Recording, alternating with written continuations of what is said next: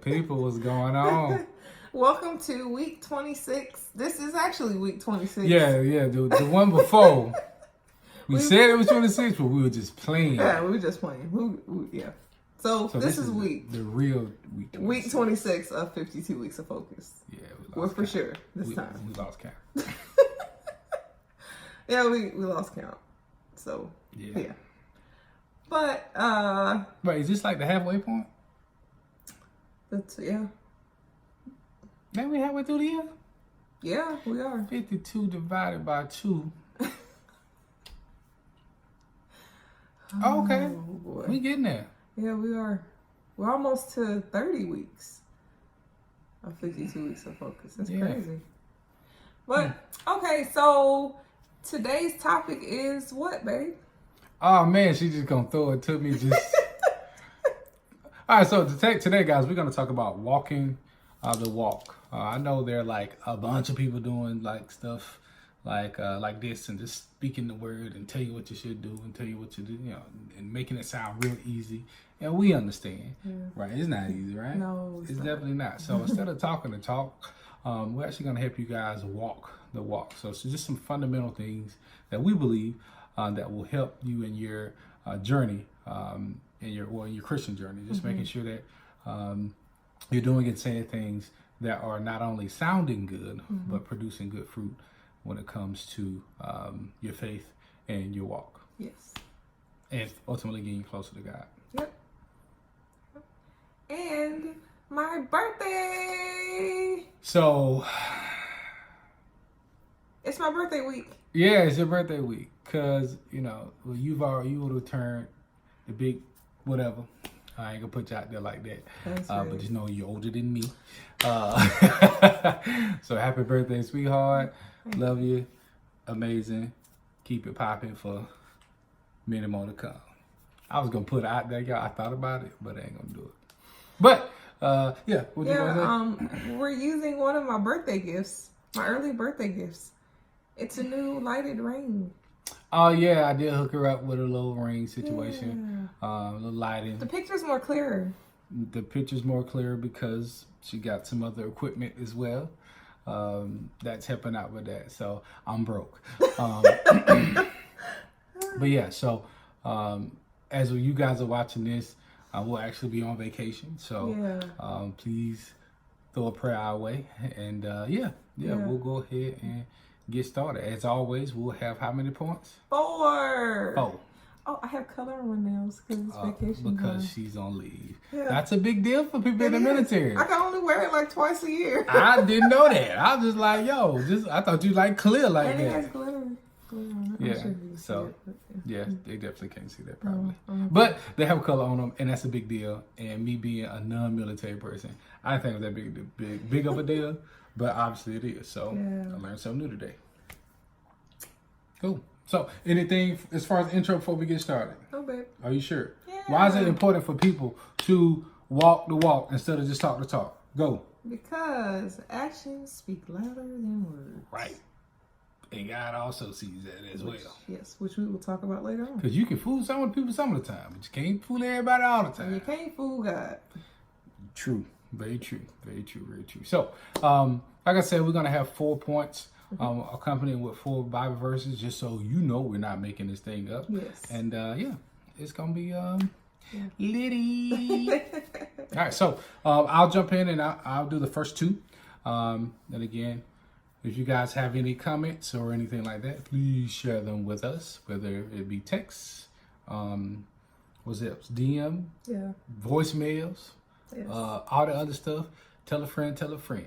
All right. And if you guys haven't already, go ahead and subscribe to our YouTube channel. It's not for us, it's for you guys. So just help us out. So you can get notifications when we post videos, which will probably be every Sunday. Yeah. And we're working on some other subjects. Yeah. So, so I've said I'm going to jump in 5 times, so I got to jump in now. All right. So, cool. So, all right. So, point number 1 when it comes to walking the walk and just not talking the talk when it comes to your Christian walk is speaking in private. So, what do you say to yourself when nobody's around? Because as I find out, and I'm sure she can attest to it, some of our hardest battles are when you're looking in the mirror, when you get Yes. up in the morning and say, hey, we got to do this again. And when there's no pressure on you from the outside, but it comes from inside. So we're going to go into Luke chapter 6, verse 45, and it reads, "For the mouth speaks what the heart is full of." Short and simple. I like it. So I'll read it again. Luke chapter 6, verse 45 says, "For the mouth speaks what the heart is full of."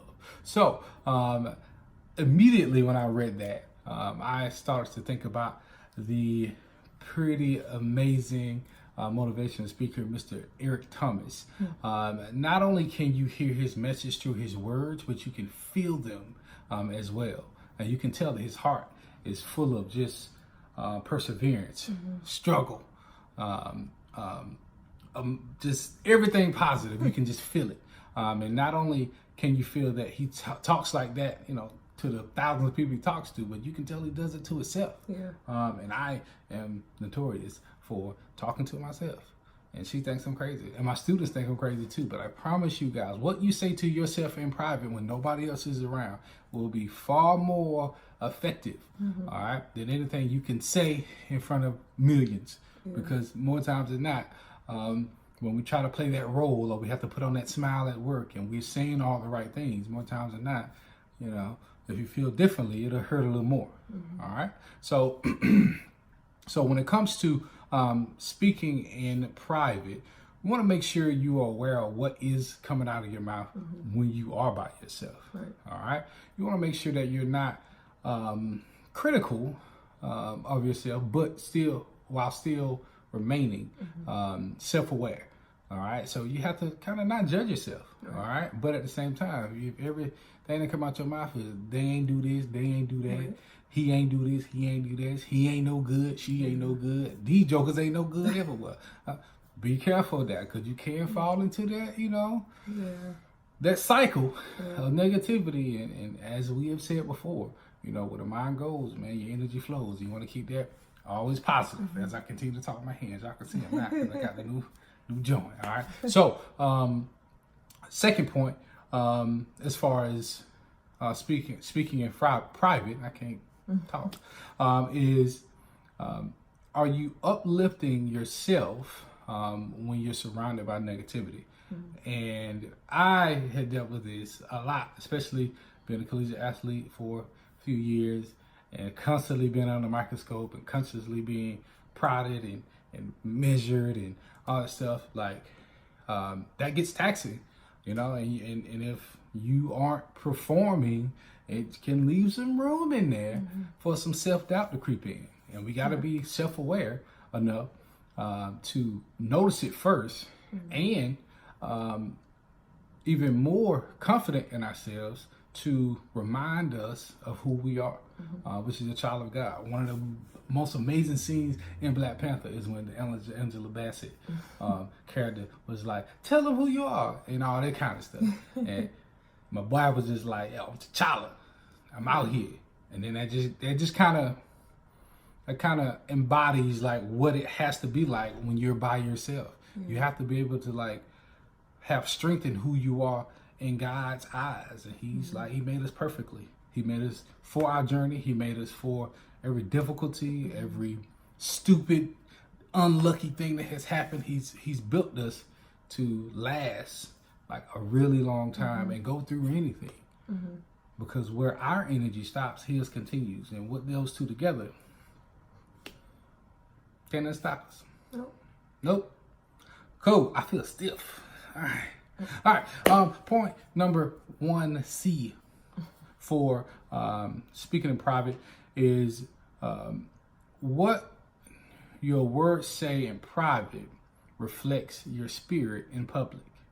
All right. So if you are ever wondering how you are perceived by others, take an inventory of the things that you do while nobody's watching. Right. Because, as I said at the beginning of the video, you can fool some of the people some of the time, but you can't fool everybody all the time.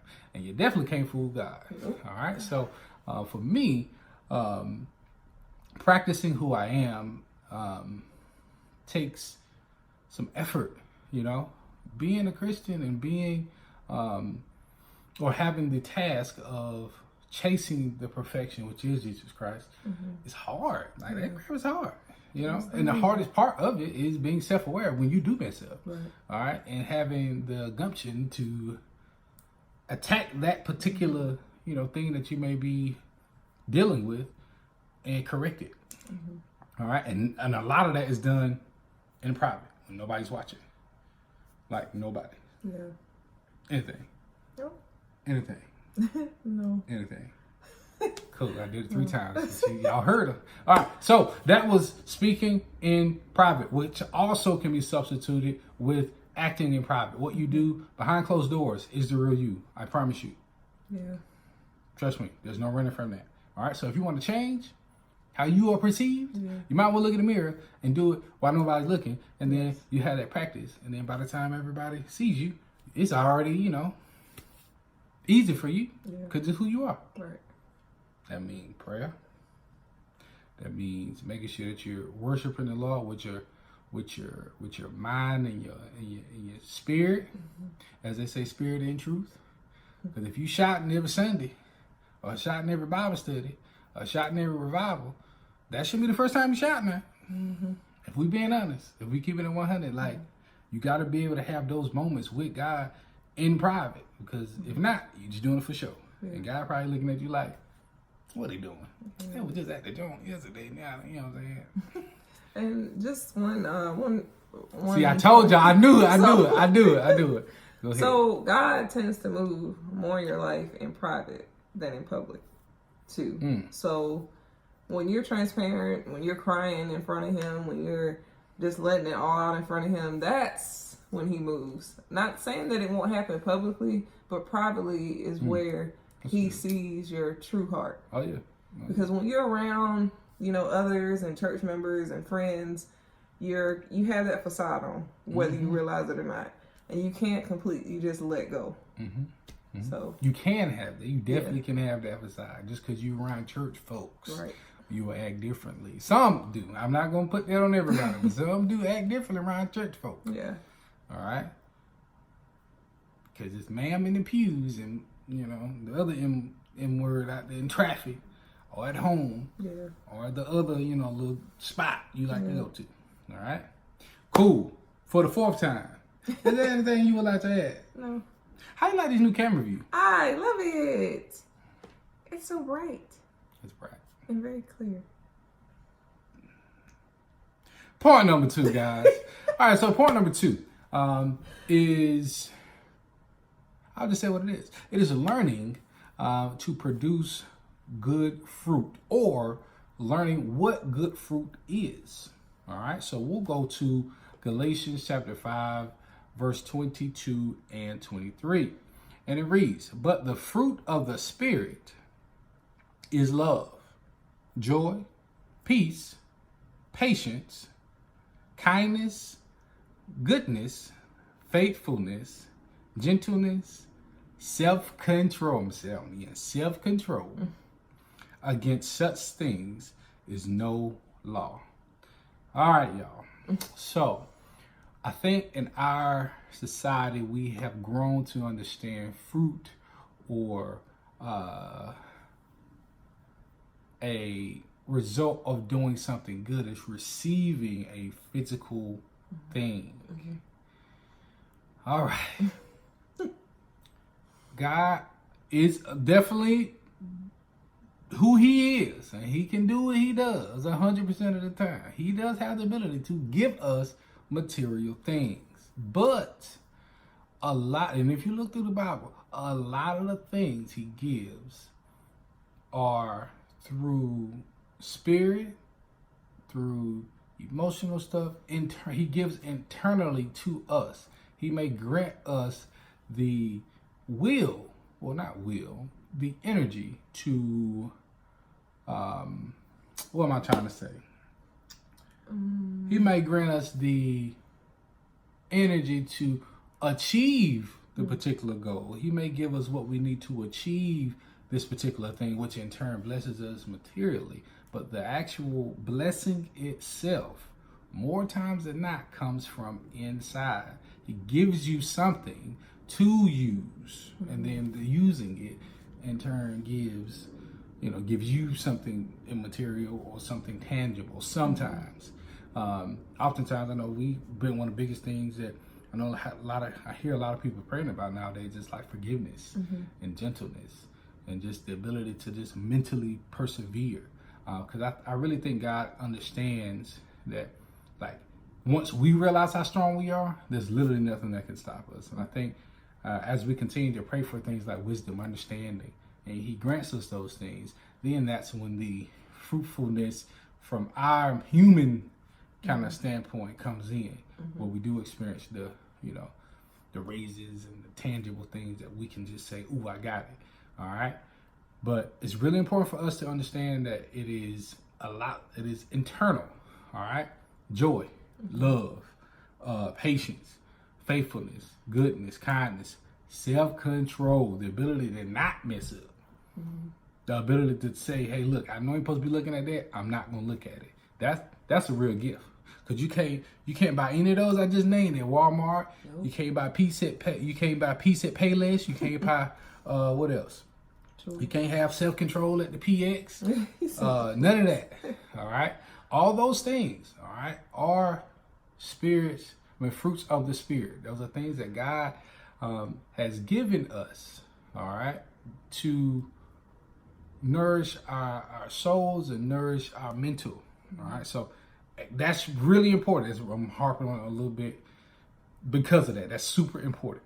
All right. So learning how to cultivate those things, it can be difficult, because just like anything else worth having, it takes time. It takes heartache. It takes long suffering. It takes, like, the opposite of these to gain them. Like, it takes somebody being mean to you to get kindness. It takes, being put in a bad situation to build faithfulness, gentleness.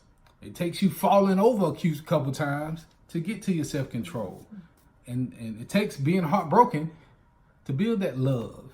So, guys, and girls, just understand that takes time. All right. Take your time. If you are hurt, all right, if you are going through something right now in this moment, I promise you it will be okay. I promise. Just hang on. Understand that God is building your faith. God is building your love. God is building your peace and your patience and all that other good stuff, and self-control. All right, for the better. It's for you. All right. It sucks. I know me saying it, but I promise, just hang in there. All right. Cool. Anything before I get into my points? No. Sure? Yeah. All right, cool. So point number 2A. All right. Well, I'm sorry, 2B. All right. So producing good fruits is not just a child of God, so boom, I got it. There's also a process in that as well. All right. As I just said, they aren't just giving to us, but there are some things we can do to help us in those areas. So we have to be able to speak some of those things into existence. You are what you think. All right. If you are weak and you continue to say you are weak, you will not grow. As my wife looks off at, I don't know. Also, if you are, I just had a blank. If you are wanting love and you have a desire for love, you have to be loving. All right, those are sowing seeds into the things that you want. All right, you have to sow those seeds emotionally. You have to sow those seeds spiritually as well to kind of get back or reap the things that you are sowing. Okay, did that make sense? That makes sense. Cool. Anything for point 2B? Sure. Cool. So, for things like love, some of us do it naturally. All right. Some of us were groomed in an environment that love has become just as natural as the air you breathe. All right. And that is an amazing thing. All right. Some maybe have gotten out of something that, love might not be your best friend right now. But as I said before, God is always building us. He's always building. He's always improving. He's always making sure he's putting us in a great position to fulfill the will that he has for our life. So no matter what you are going through, again, you have the ability to sow those seeds of patience, of love, of peace, of self-control. You have a way of doing that. All right. So by expressing it outwardly, so it will grow internally. All right. Cool. 2C. I'm rolling. Yeah, you are. No, All right, cool. Ooh. All right. So, my last point for 2C, D, A, B, C, D. There we go. And it takes focus. All right. When it comes to learning, what good fruit is, good fruit comes from focusing in areas of concern that you have. All right. Not harping on the problem, not rehearsing the problem as a lot of us do, not focusing on just the negative. All right. It's about focusing on the solution. All right. 100%. We all know what one solution is: prayer. All right. Seeking God, making sure that we're in our word so we can communicate effectively with God. Oh, that's 2. And then number 3 is trying to find ways to sow seeds where we are in need. All right. As I just said, if you are wanting to love somebody, if you want love from somebody, you got to be able to express that love. If you want peace, you got to find ways to bring peace to yourself. Me, myself, because that's all I can speak for. I found that peace is just, it finds me through like music and weird music that she thinks is really weird. And that's okay, because guess what? It works for me. All right. If you're going through like a hectic time in your life, find something that like you really enjoy that gives you an escape. That's not drugs. Something natural. Although some of it is natural too. Yeah. Spiritual. There we go. Do something spiritual. Do something that's just take an inventory of the things that bring you the things that you need as far as your solution is concerned, and just start there. It can be a baby step. It can be a ginormous step. It can be a change of scenery, or it could be a leap of faith. All right. You have to understand. We have to focus on solutions. Solutions. If you find the solution if you find a problem, I promise you there's a solution out there, and the baby steps you take will produce that good fruit. Good. Hey, boy, I was rolling for a minute there. I got to pat myself on the back. Good job. Okay. That was so fake. You know what? Whatever. So So for 3 and 4, why you got a point like that? Oh goodness. Okay. So for point 3, it is, what do your words say about you as a person? Going along with our theme entitled Walk the Walk. Starting with Psalms 19:14. Let the words of my mouth and the meditation of my heart be acceptable and pleasing in your sight. O Lord, my rock and my redeemer. So, this Bible verse plainly says, let the words of my mouth and the meditation of my heart be acceptable and pleasing to God. So, just as Babe said, in terms of what she's saying private, what do your words say to those that are in public? And those that are at your workplace, or within the church, or within your family or your friends? Do your words build people up? Or do they tear them down? Because life and death are in the power of the tongue.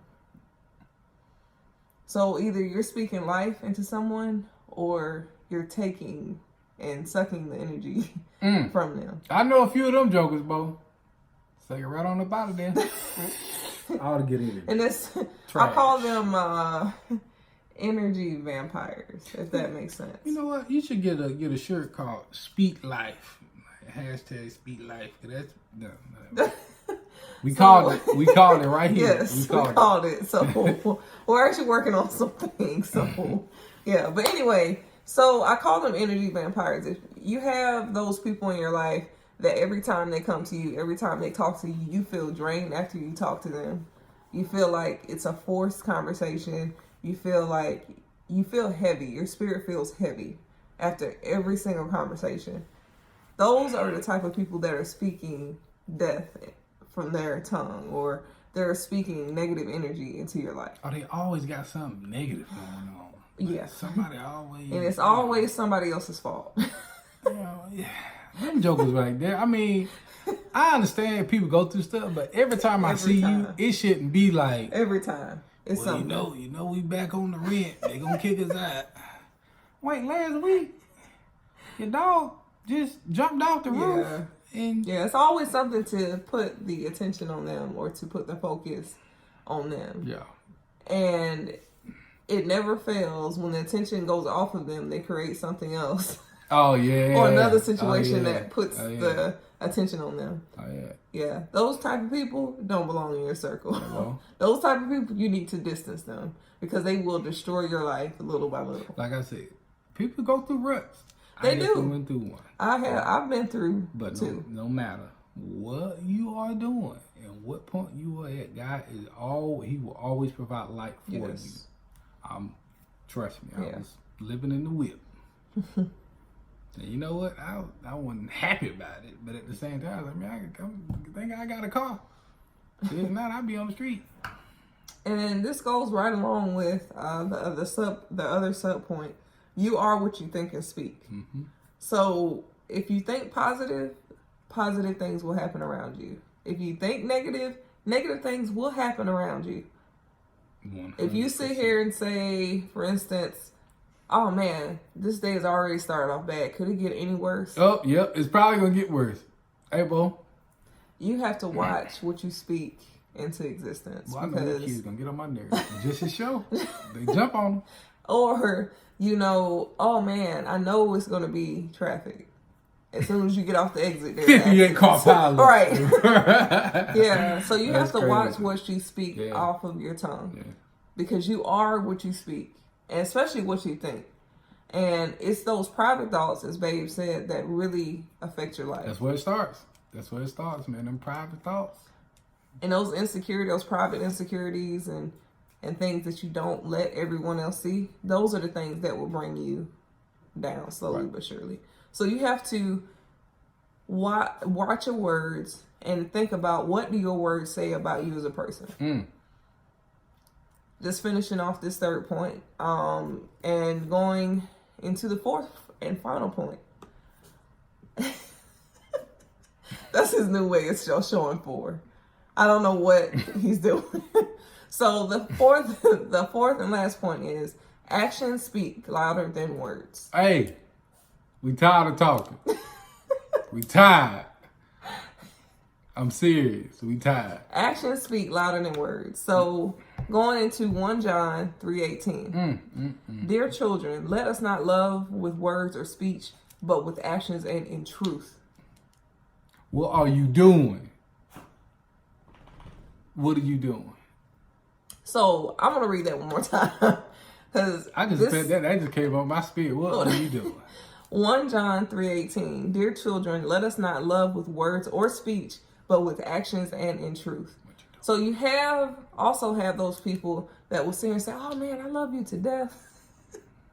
You are one of my best friends. All the while, Let me tell you something. they are tearing you down behind your back, creating Facebook groups I'll tell you something. to bash you. I'll tell you something, boy. And also causing you to lose friendships or supposed friendships, because if you lose a friendship, it's not really. And will be in your face. Yes, hugging you. Hey sis, how you doing? Wait, I felt that in your spirit. You all right? I'm good. I'm good. That's just an example of actions speaking louder than words. Y'all, it's hilarious. Yeah. So for those who don't know, there was actual group, Look, man. private group, Look, man. that somebody thought that I would never be able to find, Here we but go. I wasn't even talking about that. no, but actions speak louder than words, because this same person was all in my face. Look. Yeah. All in my face, said, hey sis, how you doing? Moving on. I love you. You are awesome. Moving on. All the while Moving on. bashing me in fear. Moving on. But And anyway, Wait, and fear. yes, Wait. yes, yes. Yes. So, Moving on. yeah, but moving on. So actions speak louder than words. So you have to consider, like I said, what your actions say to Christians and non-Christians. Because 9 times out of 10, those that have been scared away from the church have seen that the actions do not speak louder than words. Right. Because they'll see the joker on the front pew. Or the front, and they're going crying. Thank you, Jesus, Lord. I thank you. I love you. Blah, blah, blah, blah, blah. She or he might be stroking somebody else's wife or husband. And you know what I'm saying? Like, and I'm also glad you said believers and non-believers. Because whether we realize it or not, it's a lot of people that don't take to Christianity or don't participate in church because of the actions of other people that go to church every day. Other Christians. Tell y'all something. Like, the church should not just be Sunday. No. In my opinion. All right? How I am now is how I am in church. How I am Bible study by myself, with her, with home. Like, seriously, like we have to take that responsibility to take the same thought that we take in church outside the church. Right. If you're nice in church, and if you, like the old folks do, giving out peppermints and saying, hey, those thank be you, good. Some of the best mints. Good. I'm telling you, man, they be them soft joints. Yeah. Hey, open the door for you. Hey, how was your week? How you doing? Right. That should happen after church too. Yeah. All right. So, you don't want to be a part of the church all-star clan and then be nasty Real Housewives of Atlanta, Orange County, and whatever else, and Street Fighter outside the church. What does Pastor Watson say? You come in, hear a little preaching, hear a little singing, give a little money, and you good. And you good. And you go that. back to the same things that you were doing before church. Exactly. All right. So, I'm sorry, I almost took over the point. Okay. So, also, what do your actions say about your Christian walk? In the social media age, you have, there are various people of the cloth, there are various people of faith, different walks of life as far as their faith. They say one thing, but they're doing another on their, social media platforms or whatever else, They're saying, oh, you should be modest, you should be conservative. And then in their stories, they out here. It's a completely different story. They out here, boy. But then they in the pulpit on Sunday trying to lead the flock. You have to be very careful because you are leading people to Christ. You are saving people's souls. So if you are not right in private, be careful about what you're doing in public and for your gratification. Right. Because that's who that's for. Because you'll come off like you trying to praise the Lord. Yeah. To others, when in turn you just want the attention that comes along with being the head of the flock. Yes. Oof. Hey, Bo. So, and one final sub point: may your life preach louder than your lips. Who came up with that? You did? For real? Yeah. I like that. That's right. So your life is a testament and a testimony to those who are on the fence of giving their life to Christ. There are so many people from so many different walks of life that I have came in touch with, and I actually get along with anybody, but for some reason they're drawn to me, and I show them the love of Christ. Whether they're homeless, whether they're rich, whether they're poor, whether they're struggling, you treat people as you want to be treated. You never look down on somebody because of their situation. It can all be so easy. You should never judge somebody based off of the mistakes that they made in the past. Right. Everybody's made mistakes, but some are bigger than others and some have bigger consequences than others, and that's okay. But we have to continue to show them the love of Christ and not drive them away from the church by being judgmental based off of what they've done. Because it's those same people that God will pull aside and use the most. Yep. Because they have seen what he can do within their life. I know there's one example that I actually read. It was an article. It was a former gang member in Florida, I think. And he had this long hard, rough life, been in and out of jail. Almost died 5-6 times from drive-by shootings because he was in a gang. And God actually spoke to him and said, I have spared you. What are you going to do? He is now a pastor and baptizing people from his former gang weekly. So you never know who is within that crowd that God is going to use. You don't have to be perfect for God to use you. That's for those that are on the fence of going back to church or who've been scared away from church. Find that church home that will accept you for you and grow spiritually. Because when it comes down to the end of the world, you don't want to sit here and say, oh, I was scared to go to church because of Betty that scared me away 10 years ago. You don't want to be on that line. You don't want to be on that line. All God asks you is to accept him as his Christ and Savior. That's all he asks. That's right. And to have faith of a mustard seed. That's right. So just let your actions speak louder than your words. Good. And there's a important part that you said too in there that I know you're going to probably be like, ooh, that's tough. But even those that have done you wrong in the past, all right, we have to get to a point where we not only forgive them, but also embrace them with the same love. Yes. That's rough. Ooh. For some people. Ooh. That's for another point for another day. But why you pointing right into the cake? Golly. I felt that way in my soul. Because I had been in that situation. Which, and everybody deals with it differently. But I greeted them with love. Phil said he was proud of me. I did, because y'all don't understand, He knows. But I will continue to push you to address that issue as well as any others. Because I was not always saved. With the love of Christ. So before you get I was not always saved. I wasn't. The love of Christ. Yes. No matter what. Yes. At the end of the day, you're going to have to give an account. Yes. No matter what they did. He ain't worried about them. He worried about you. Right. And for our goal is to consistently do that no matter what. Yes. You can talk about me you can create groups, and I don't know about a group, but you can do whatever you want to. But when it comes to me, my household, we will always greet you with the love of God. Now, we ain't going to let you take advantage of us now. But I can love you. You know what I'm saying? I can show and love. I can love you from a distance. Love. And that's another one. That's another one we could talk about. Yeah, so, that's a whole nother topic. Yeah, so, just people just keep it simple, man. Keep your peace. Yeah. And, it'll be good. So hopefully this worked out. Yeah, we went a little bit longer than we normally do. But we're going to start charging.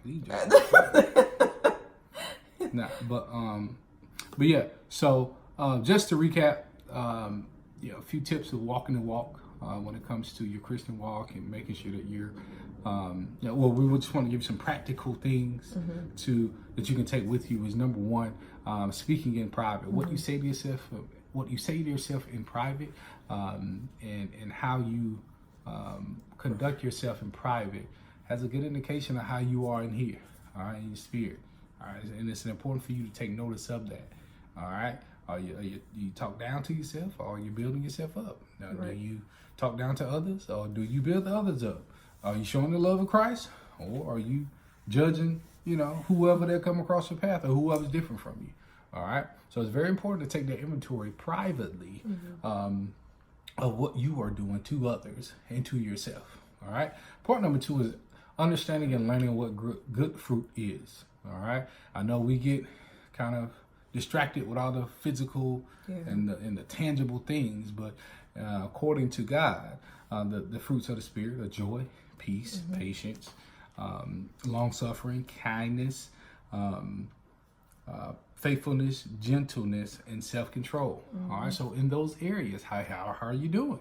All right. So let's try to kind of get away from the material that we have gained and lost, and look at those areas and see exactly where we are, and then we can just go from there.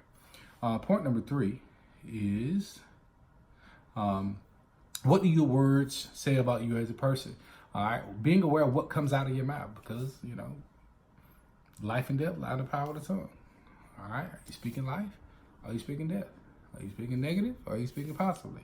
All right? So it's very important to take that personal inventory. All right? And lastly, what are you doing? What are you doing? What are your actions saying about you?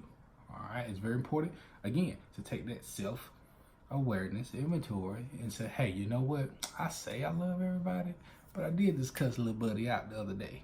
Or I had the opportunity to help someone and I quickly declined because it ain't had nothing to do with me. All right. So again, this all goes back to understanding what God's love is and trying to show that as we try to reach that bar. All right. That is Jesus Christ. Okay. Cool. So that's it for this week. And she's going to pray us out and we're going to get up out of here. All right.